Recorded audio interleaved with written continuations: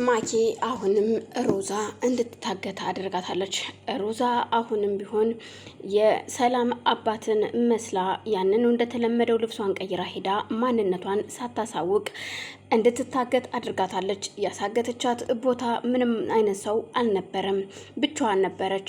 ግን ደግሞ እንደ ድንገት አንድ ሰካራም እዛ ውስጥ ሲገባ እንዲፈታት ትለምነዋለች። በሰዓቱ ፈርታው ቢሆንም እንኳን እየቆየች እሱም ድምጿን ሰምቶ ወደ አጠገቧ ይሄዳል። ምን ሆነሽ ነው እየታሰርሽው? በማለት እሱም በስካር መንፈስ እየለፈለፈ ወደ አጠገቧ ይሄዳል። እጅግ ፈርታ ነበር። ብትፈራም ግን ደግሞ እባክህን ፍታኝ ስትለው እሱም እሺ በማለት በማዘን እግሯን ይፈታታል። የቤዛ እናት ናታልና ቤዛን አንድ ላይ ቁጭ አድርጋ አሁን አንድ ነገር ልነግራችሁ ነው እየመጣሁት። ይኸው ወደድክም ጠላህም አሁንም ድጋሚ የምነግርህ ማሂን እንደምታገባት ነው። ማሂን ታገባታለህ ወይስ አታገባትም? እኔ እኮ ለእናንተ ብዬ ነው ጉንብስ ቀና እያልኩኝ እንደዚህ የምኖረው። እኔም ፈለግኩትን እናንተ ለምን እንደማትቀበሉ አላቅም።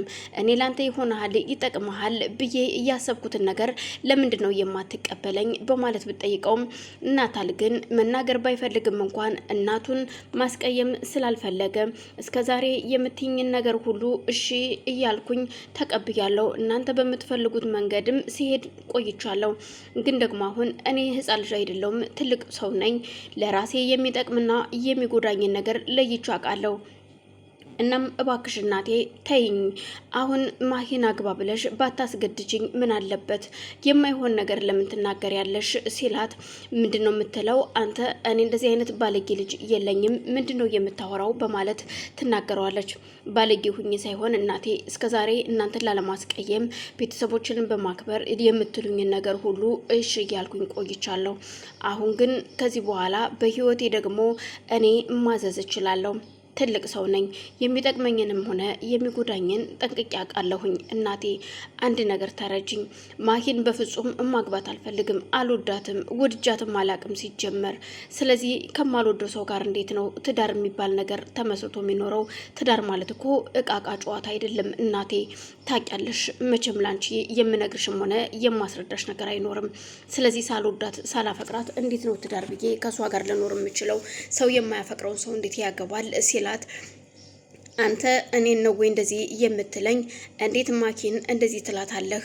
ማኪ ያንተና ያንተ ብቻ ናት። እሷም ሌላ ሰው አትፈልግም ካንተ ውጭ። ስለዚህ ወደድክም ጠላህም ታገባታለህ ነበረ መልሷ እናትየው። እሱም በፍጹም የማይሆን ነገር እንደሆነ ሲያቅ እዩልሽ እናቴ እባክሽ አዳምጠኝ እኔን መጀመሪያ። አንቺም አንተም ሆንክ እናቴ ለምን ተረጋግተሽ ልጅሽ የሚለውን ነገር አታዳምጩም? እውነቱን ነው። ማሂን ወዷትም አፍቅሯትም አያውቅም። ታዲያ በግድ እንዴት ማሂን እንዲያገባ ትነግሪዋለሽ? በቃ ይሄ ልጅ እኮ ትልቅ ነው፣ ራሱን ያገናዝባል፣ ያውቃል።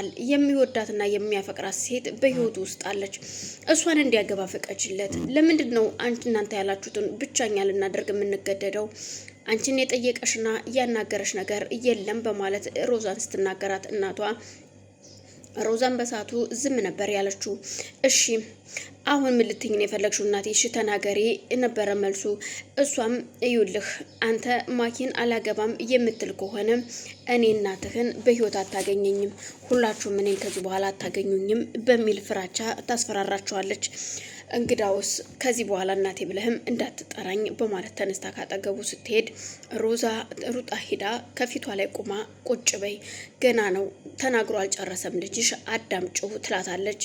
እሺ በማለት ሮዛም እናቷም ቁጭ ትልና እሺ ነገሩኛ ምንድን ነው በማለት ሲጠይቃቸው ናቴም እዩልሽ እናቴ አንድ ነገር ልንገርሽ፣ እኔም የምፈልገውን ነገር አንቺ የምትፈልጊውን ነገር እኛ ካላደረግን እንሞታለሁ፣ እሞትባችኋለሁ፣ ጥያችሁ ጠፋለሁ ያልሽ የምታስፈራሪው ነገር አለ። አንድ ነገር ልንገርሽ፣ ከዚህ በኋላ እንደውም እኔን አታገኘኝም። እውነቴን ነው ምልሽ። እኔ የምፈልገውን ህይወት እንድኖር ካልፈቀድሽልኝ ልጄን እያልሽ የዘላለም ጸጸት እንድሆንብሽ አታድርጊኝ እባክሽን።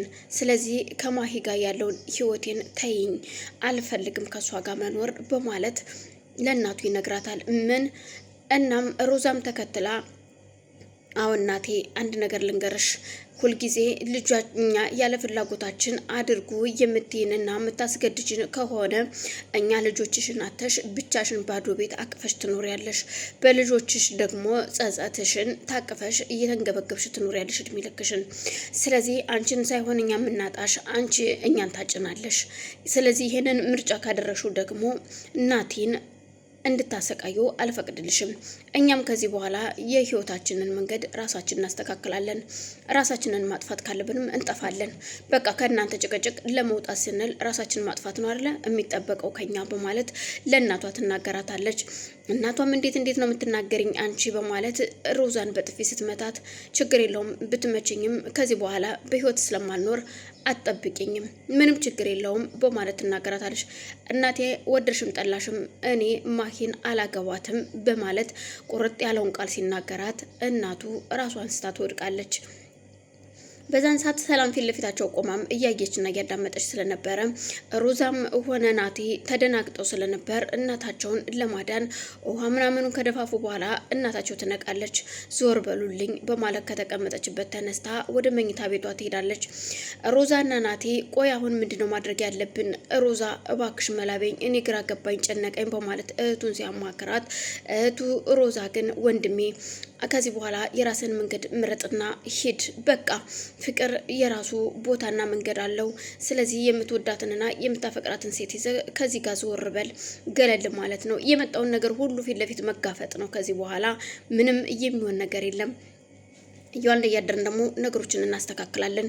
እኔ ሁልጊዜም ከጎን ካለሁኝ በማለት ለወንድሟ ጠበቃ የቆመችው ቤዛ አሁን እዩልሽ ንገርሽማ እህቴ እንዴት አርጌ ነው አሁን ሰላምስ ሲላት፣ ሰላምን በቃ ትፈልጋት የለ ለሰላም ነው ይኸው ሁሉ ነገር የመጣው፣ ሰላምን ይዘህ መሄድ ትችላለህ ትለዋለች። ማሂ ያገታት ሰው እንዳስፈታት ያኛው የኔቢጤ ሰካራሙ ሲያስፈታት ሩጣ ወደ ቤት መታ ልብሷን ከቀያየረች በኋላ የነሮዛ እናት ቤት ክፍል ነበር የገባችው። ማሚ እዩልሽ የዚች የሰላም የምትባል አባት ማለትም የናታሊ የፍቅረኛው አባት እኮ አግቶኝ ነበረ፣ አንድ መልካም ሰው ደርሶ ነው ፈታኝ ስትላት ትደነግጣለች። እኮ ሰላም ቆይች ሰላም የምትባለዋ ግን ማናት ታውቂያታለሽ ወይ የሚል ጥያቄ ስታቀርብላት የሮዛም እናት እንደማታውቃትና እኔ እንጃ ብላ መልስ ትመልስላታለች። ሰላም ስትባል ግን ሰምቻለሁኝ፣ ግን ማንኛዋ እንደሆነች አላውቃትም ነበረ መልሷ። በዛን ሰዓት ሂዋን ማሂም ተነስታ ወደ ሳሎን ስትሄድ ሮዛ ብቻዋን መጽሐፍ እያነበበች ነበረና እኔ ምልሽ የናታልን ፍቅረኛ ታውቂያታለሽ አይደለ? ሰላም ማናት ንገሪኝ የሚል ጥያቄ ትጠይቃታለች በቁጣ። ካወቅሻት ድረሽባት፣ ጎበዝ ከሆንሽ ሰላም ማን እንደሆነች ናታል ፍቅረኛ ድረሽባት ብዬሻለሁ። እኔን መጠየቅ አይጠበቅብሽም፣ እኔን አጨቅጭቅኝ በማለት ሮዛም ተናዳ ጥላት ትሄዳለች። ሰላም ግራ ተጋብታ ኪችን በሯን ዘግታ እያለቀሰች ነው። ቆየኔና የናታል መጨረሻ ምንድን ነው የሚሆነው? ምን ማድረግ አለብን እያለች ያለ እናቷ የናታል እናት ወደ ኪችን ትመጣለች። እናም ከዛ ክፍል መውጣት እንዳለባትና መሄድ እንዳለባት ከዛ ቤት አባቷም ማሄን አግቷት እንደነበረ ስትነግራት ትደነግጣለች። እኔ እውነቴን ነው የምልሽ እናቴ፣ እትዬ እባክሽ ተረጅኝ